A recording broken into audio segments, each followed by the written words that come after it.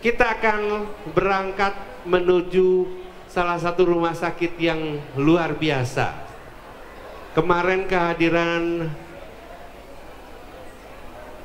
Presiden Republik Indonesia, Rumah Sakit Mayapada.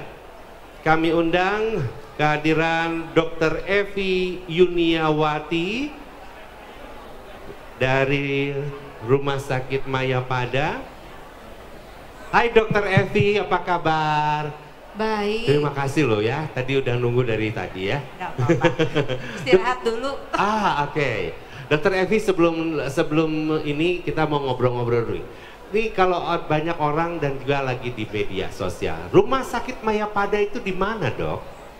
Di Jalan Buah Batu, ya, perempatan Buah Batu sama Soekarno-Hatta.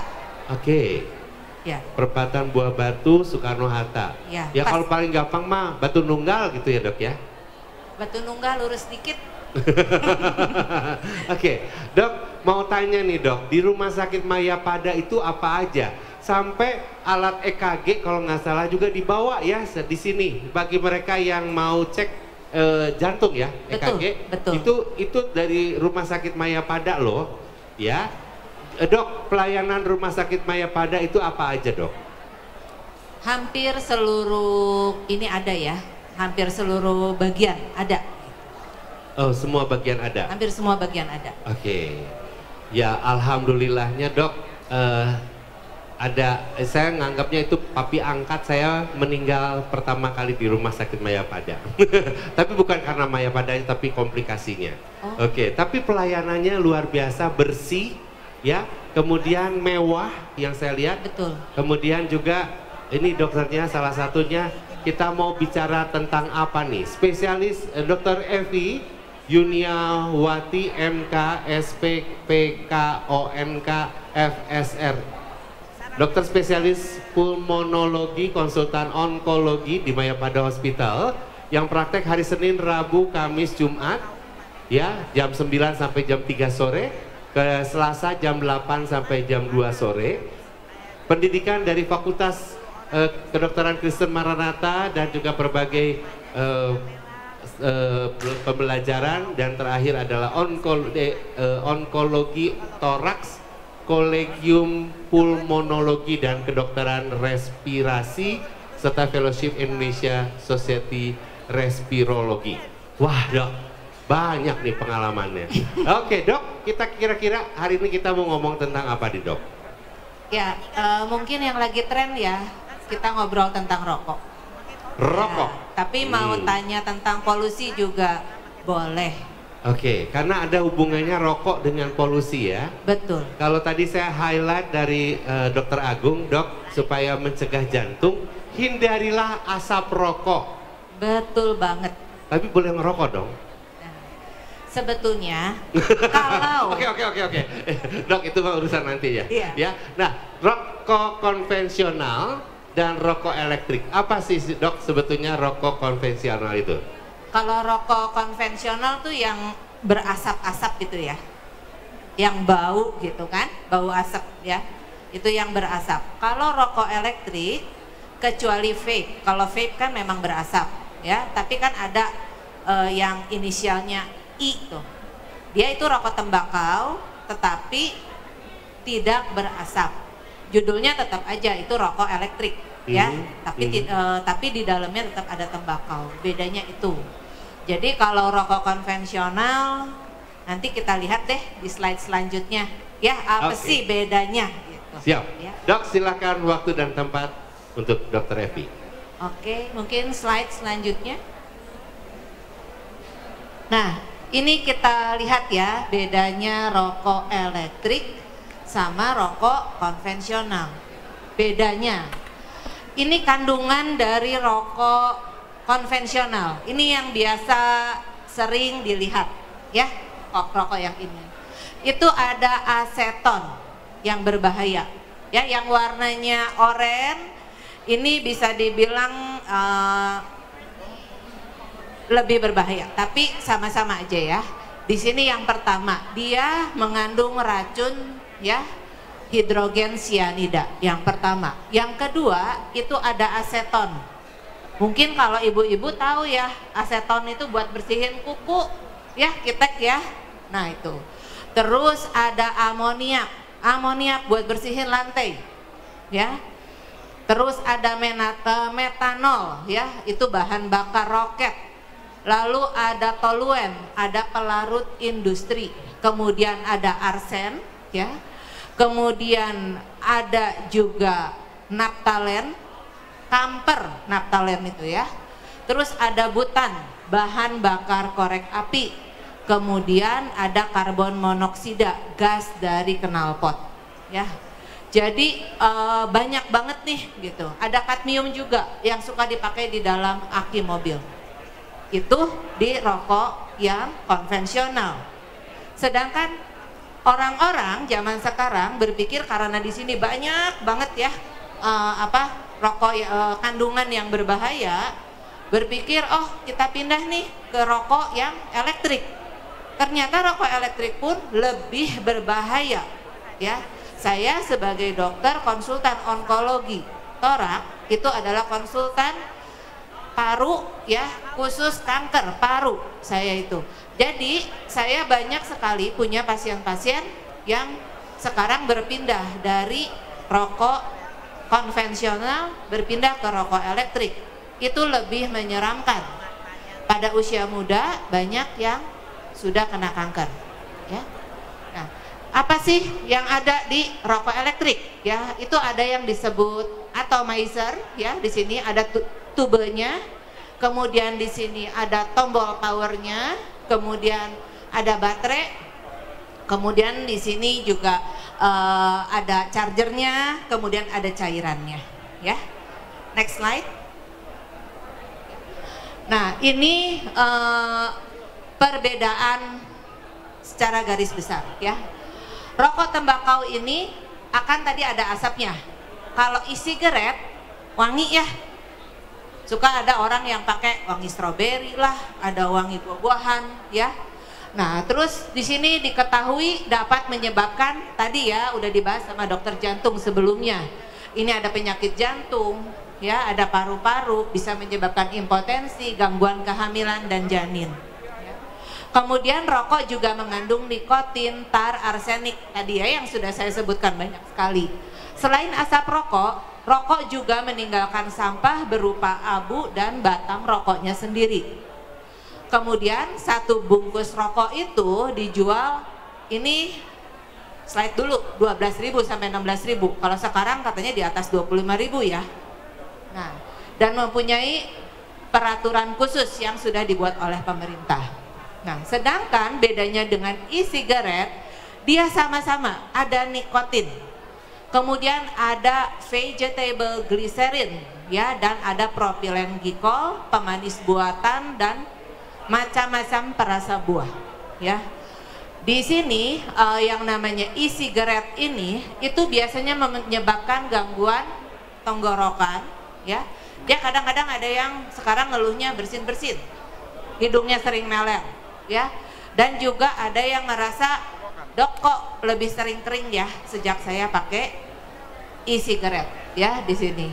Kemudian dia rokok itu harganya lebih mahal dibandingkan rokok konvensional, ya.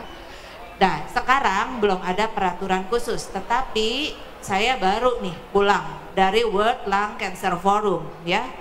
Di situ dibahas sedunia kalau ternyata tobacco itu, ya, yang ada dan juga e-cigarette ini itu benar-benar menyebabkan kanker paru lebih tinggi daripada yang konvensional. Next slide. Nah, di sini rokok elektrik, ya. Tadi seperti saya bilang, ada nikotin. Nikotin itu menyebabkan ketagihan. Jadi otomatis orangnya pengen ngerokok lagi, ya.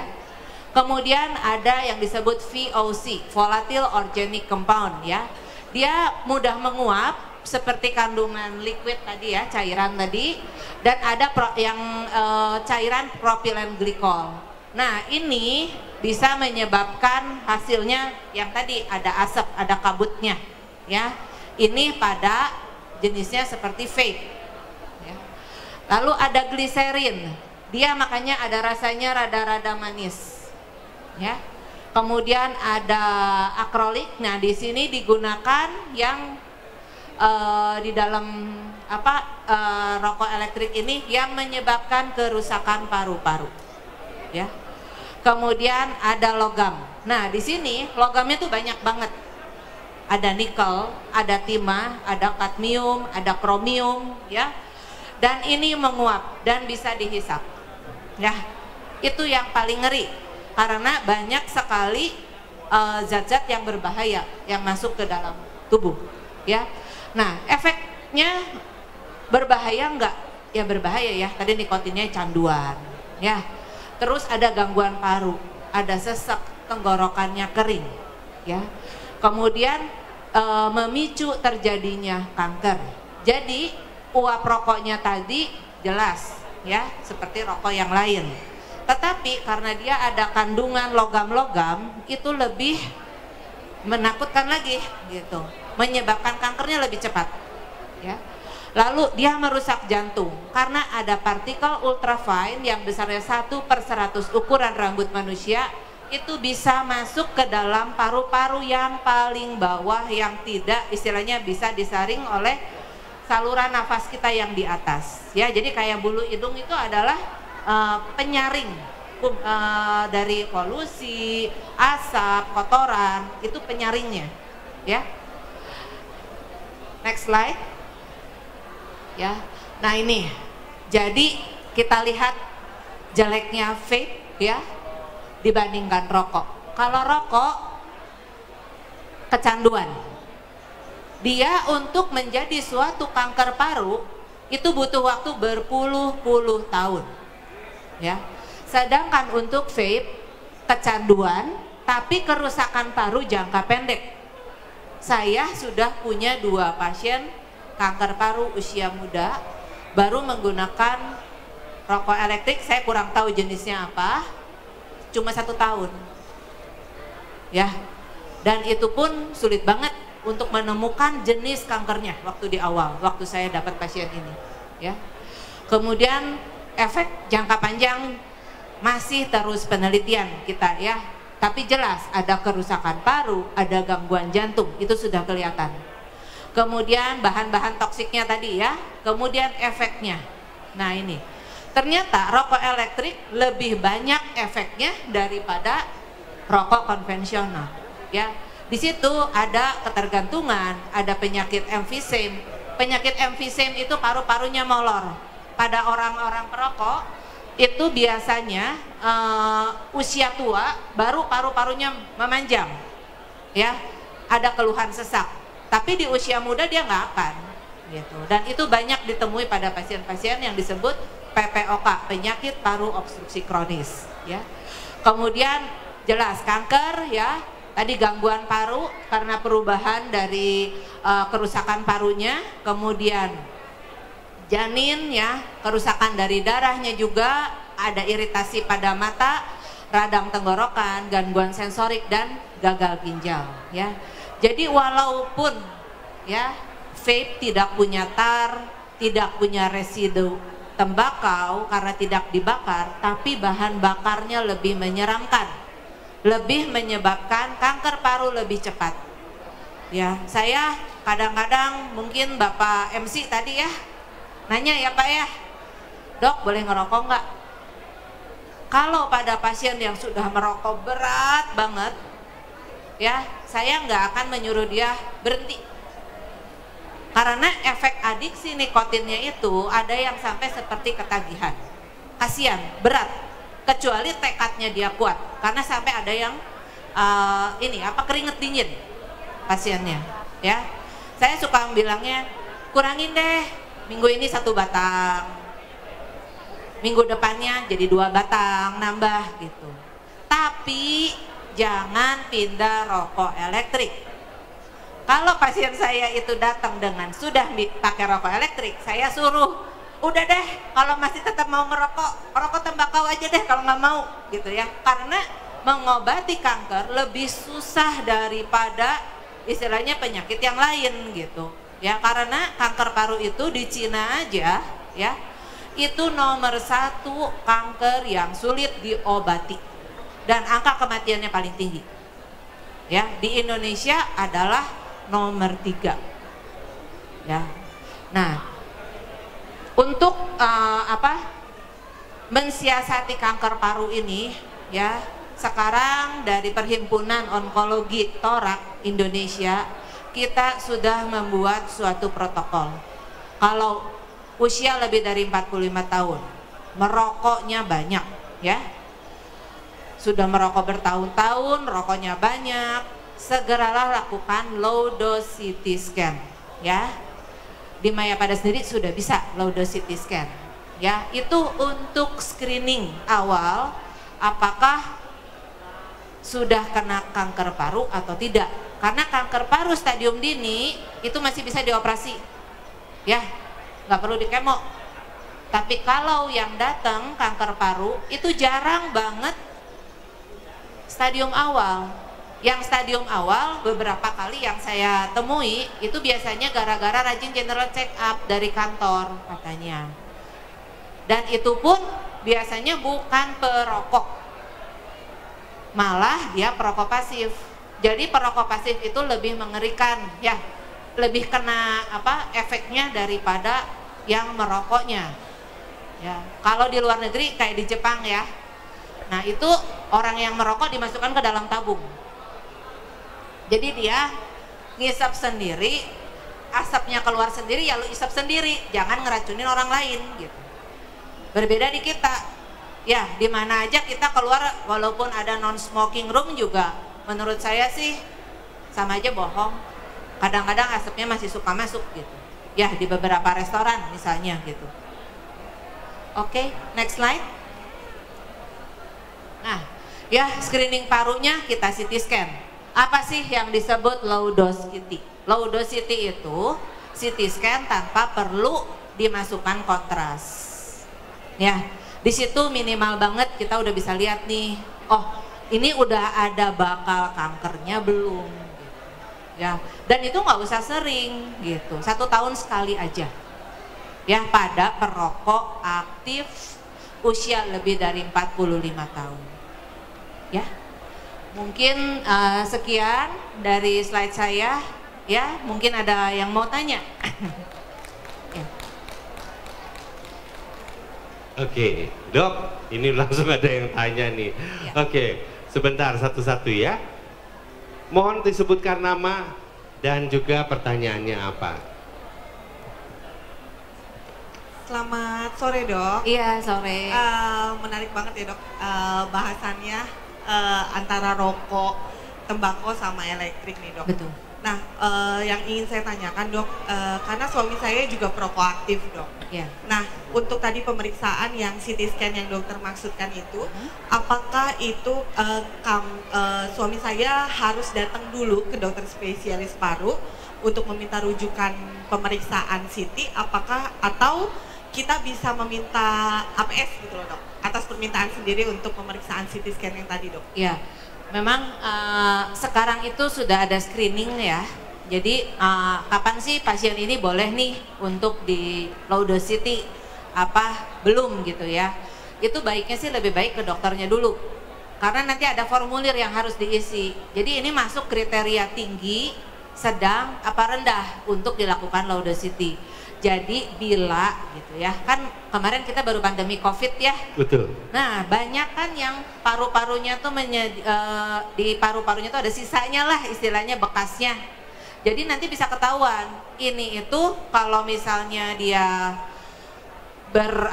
beresiko besar, berarti kita bisa memikirkan, oh mungkin nih ada di situ nodul gitu ya, nodulnya bisa aja nodul kanker. Tapi mungkin juga bukan, itu adalah sisa COVID misalnya seperti itu. Jadi kita bisa nge-range mana sih ini yang harus sudah low dose CT, mana yang belum gitu.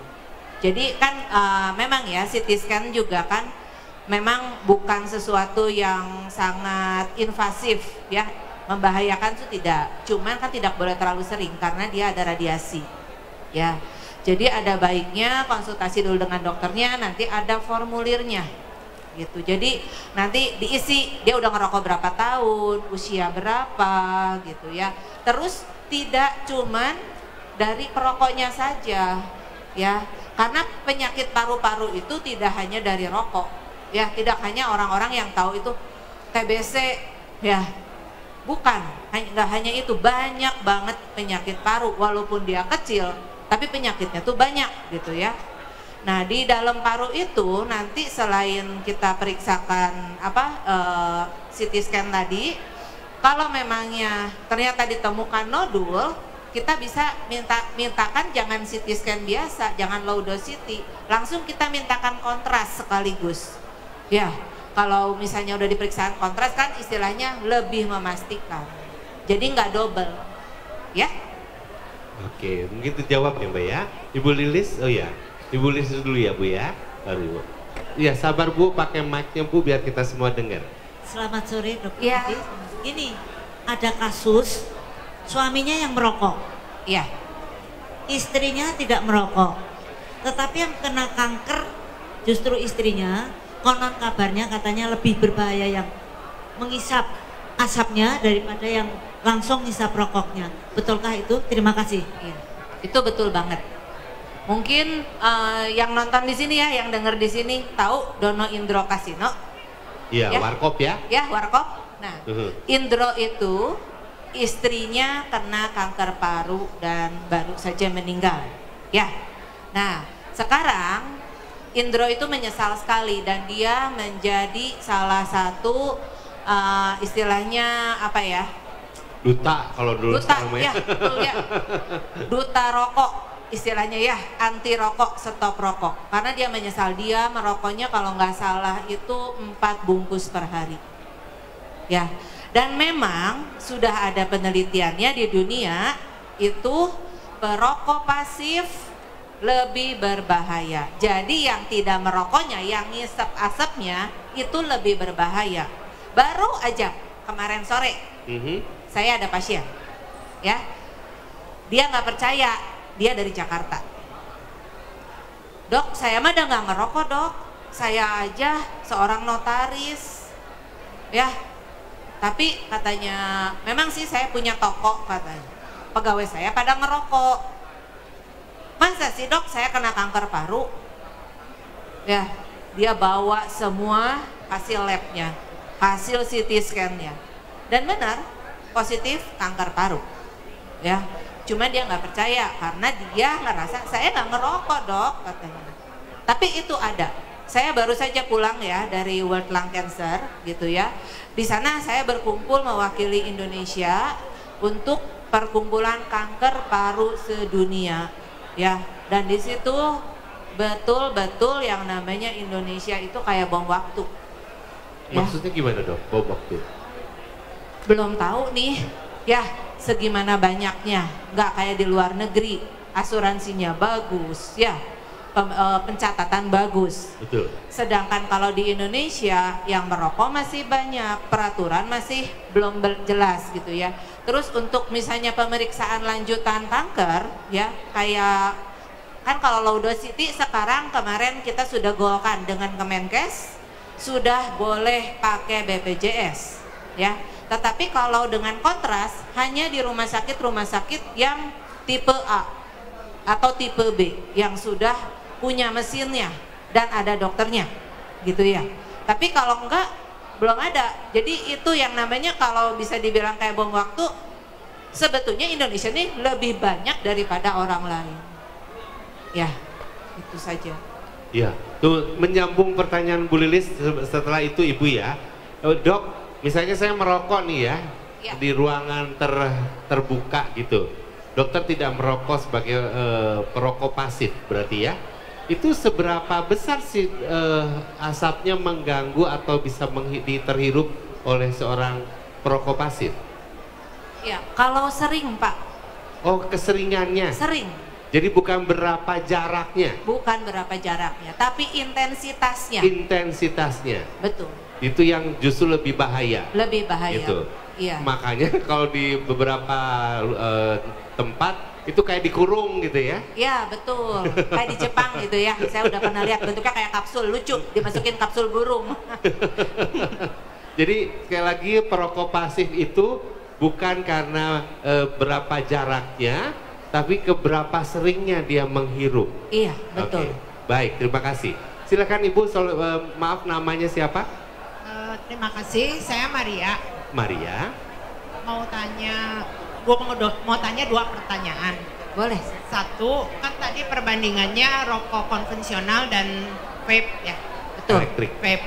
Nah sekarang kalau sekarang kan ada satu lagi semacam rokok elektrik tapi bukan vape. Iya, saya tahu. Tahu ya? Depannya I kan? Mereknya depannya I. Ya dia yang merokok. Oh iya. Oke. Terus Nah, pertanyaannya? Pertanyaannya seberapa Bahaya. tingkatannya antara 3 macam itu. Soalnya ada yang bilang paling bahaya sebenarnya yang vape karena itu kimia, lebih baik yang konvensional. Makanya kan gantilah ke yang ini gitu. Satu itu ya. Kedua tadi kan ada apa sih CT scan ya apa? Betul. CT scan yang tanpa kontras ya. Nah kalau untuk yang tidak merokok ingin cek paru-paru, kan saya perokok pasif nih ya. Boleh nggak itu? Boleh banget. Boleh banget ya, karena saya tuh alergi obat kontras. Itu adanya di mana? Di Mayapada. Mayapada ada. Mayapada itu bisa dibilang rumah sakit terlengkap dan alat-alatnya canggih. Hampir semua ada. Dan bisa dibilang kalau untuk paru ya, dia punya bronkoskopi yang terkini.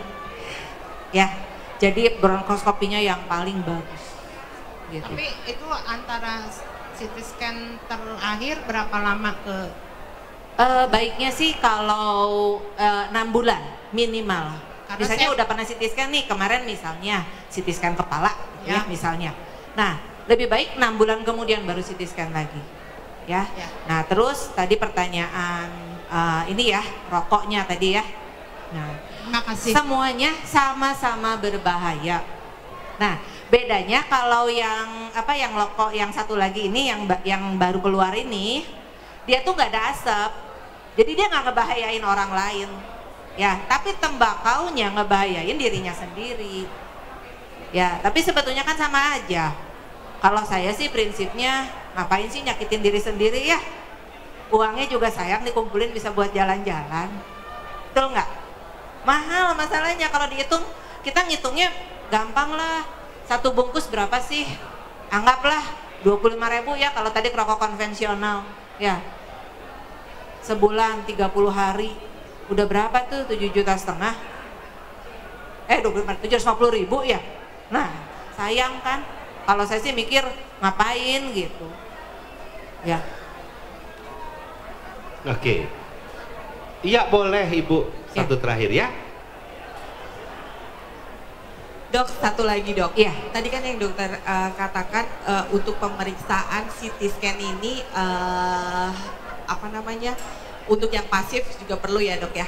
Nah kan lebih kita tahu lebih cepat lebih baik ya dok ya. Betul. Nah usia berapakah yang paling tepat dok untuk yang pasif? Karena mengingat kami pun di keluarga kan ada anak-anak nih dok. Nah untuk pemeriksaan itu kan lebih cepat lebih baik nih dok. Betul. Nah kira-kira umur berapakah yang untuk yang pasif ini dok? Sebetulnya kita sudah buat ranking ya sekarang gitu. Ternyata Indonesia itu di atas 45 tahun. Ya, jadi mulai 45 tahun lah kalau mau silakan. Kita lakukan CT scan gitu. Tapi kalau dengan tadi ya beberapa resiko. Jadi ada ininya kita tuh punya screening sekarang ya. Belum launching Pak. Ya, maksudnya karena kita pengen di-launchingkan itu nanti bareng dengan kepastian dari memang BPJS sudah ketok palu nih, sudah boleh low dosity gitu. Tapi gitu. Screeningnya ini nanti akan disebarkan oleh seluruh dokter onkologi toraks se-Indonesia. Gitu. Ya, nanti itu sudah ada gitu, nanti ke depannya. Oke. Iya. Oke, boleh deh Bu. Siapa? Maaf, tadi Ya. saya kurang menyimak. Tadi kan CT scan tanpa Kontras. kontras itu bisa di cover BPJS. Betul. Terima kasih. Cuman kalau di Mayapada belum ya. Karena Mayapada kan belum terima BPJS. Karena peraturan BPJS rumah sakit harus berdiri dulu 1 tahun baru bisa terima. Ya. Ya, terima kasih. Ya. Saya mau tanya Dr. Evi, kalau kena kanker paru-paru, itu indikasinya bagaimana? Soalnya teman-teman saya udah udah termasuk stadium 4 lebih, itu baru terindikasi. Karena saya punya teman meninggal kemarin. Itu dia nggak ada kerasa apa-apa. Cuman kebetulan lagi gowes dengan saya, dia jatuh. Terus dia kena pinggul. Diurut, pinggulnya itu retak. Setelah di CT scan baru ketahuan. Itu dokter itu dia curiga karena tulangnya tuh ada titik-titik. Akhirnya disuruh pakai CT scan itu ya, baru ketahuan. Ternyata awalnya itu diserang dari paru-paru katanya, baru ke usus, baru ke tulang. Nah ini, saya pengen tahu indikasinya kalau terserang kena penyakit kanker paru-paru bagaimana? Pasien saya jarang sekali datang dengan stadium awal tadi yang saya bilang. Pasti datang tuh sudah stadium 4. Paru itu silent killer. Nggak ada, yang pasien yang kemarin sore datang, itu nggak pernah ngeluh batuk, nggak ada ngeluh nyeri badan apa, dan dia bilang, dok saya kebetulan kan anaknya dokter umum ya. Nah anaknya saya tuh rajin screening dok, rajin general check up, paru-paru saya 6 bulan yang lalu nggak ada apa-apa katanya. Dan tidak merokok? Tidak merokok. Kemarin ronsennya itu karena dia ada keluhan di perut, ya, dia mau di endoskopi. Nah kan, itu kan prosedur untuk masuk kamar operasi otomatis harus di ronsen kan. Ternyata paru-parunya tinggal setengah, yang sebelah kiri, disedot dan ternyata kanker. Jadi makanya sekarang semua dokter paru itu diwajibkan untuk melakukan screening ya pada pasien-pasien yang datang gitu, apakah itu merokok, apa itu tidak merokok gitu ya, ada screeningnya. Jadi karena ya silent killernya tadi, nggak pernah tuh ada yang datang stadium awal, jarang, kecuali dia karena general check up. General check up kan biasanya cuma ronsen biasa ya, jarang yang di CT scan gitu kan. Tapi ada beberapa perusahaan yang menyuruh untuk CT scan gitu. Nah begitu ditemukan, ada saya pernah perempuan usia 30-an, itu stadium 2 ya. Udah tiba-tiba aja gitu ya dok? Iya dia kaget dok, kan 6 bulan lalu saya baru torak dok katanya, nggak ada apa-apa, kok sekarang jadi ada katanya. Ya, jadi makanya kalau untuk paru disarankan kalau memangnya beresiko tinggi itu 1 tahun sekali kita low dosity. Ya. Oke, mudah-mudahan terjawab ya Pak ya. Baik, terima kasih. Ibu Bapak, kita boleh tepuk tangan untuk Dr. Evi Yuniawati dari Rumah Sakit Mayapada. Dok, terima kasih. Ya. Barangkali 1 tips aja dok buat kita semua. Oke, di tengah dok.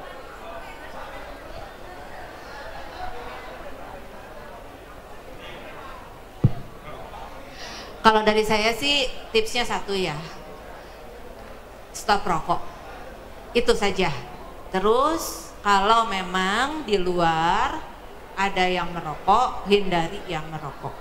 Karena rokok itu tidak hanya untuk menyebabkan kanker paru saja. Pada pasien TBC ya, itu pun susah untuk sembuh. Harusnya pengobatan 6 bulan bisa jadi 1 tahun. Ya, jadi kalau saran saya stoplah Kalau bisa jangan nyoba-nyoba deh, apalagi dengan rokok elektrik tadi. Ya. Oke, terima kasih dok. Dan ada satu kenang-kenangan dari panitia, mohon diterima dari panitia. Terima kasih.